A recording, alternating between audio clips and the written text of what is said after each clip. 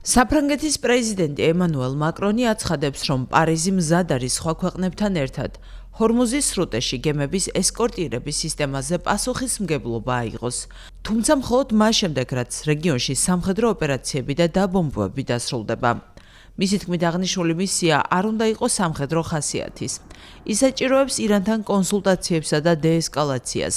ემანუელ მაკრონმა დასძინა, რომ მიმდინარე სამხედრო მოქმედებების პირობებში საფრანგეთი არ მიიღებს მონაწილეობას ჰორმუზის სრუტის ძალის გამოყენებით გახსნაში. ჰორმუზის სრუტის საკითხზეც ვისაუბრეთ. კიდევ ერთხელ აღვნიშნე, რომ როგორც კი ვითარება დასტაბილურდება, საფრანგეთი მზად არის სხვა ქვეყნებთან ერთად აიღოს პასუხისმგებლობა გემების ესკორტირების სისტემაზე. ეს იქნება მისიის ნაწილი, რომელიც არ არის გათვლილი სამხედრო ოპერაციაზე და საჭიროებს ირანთან კონსულტაციასა და დეესკალაციას. ეს გულისხმობს საზღვაო სექტორის ყველა მონაწილესთან თანამშრომლობას, მათ შორის გადამზიდავებსა და სადაზღვევო კომპანიებთან.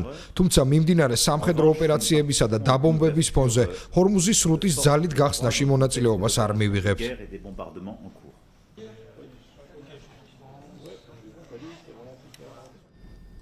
ამავე დროს ევროკავშირის წევრმა ქვეყნებმა საფრანგეთმა, გერმანიამ, იტალიამ და ნიდერლანდებმა დიდი ბრიტანეთისა და იაპონიის მხარდაჭერით მზადყოფნა გამოთქვეს ჩაერთონ შესაბამის ძალისხმევაში, რათა ჰორმუზის სრუტეში გემების უსაფრთხო გადაადგილება უზრუნველყონ.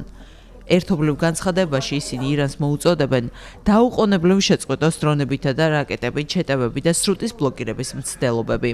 ბრიუსელში გამართულ სამიზ ევროკავშირის ლიდერებმა ისაუბრეს ენერგეტიკულ უსაფრთხოებაზეც.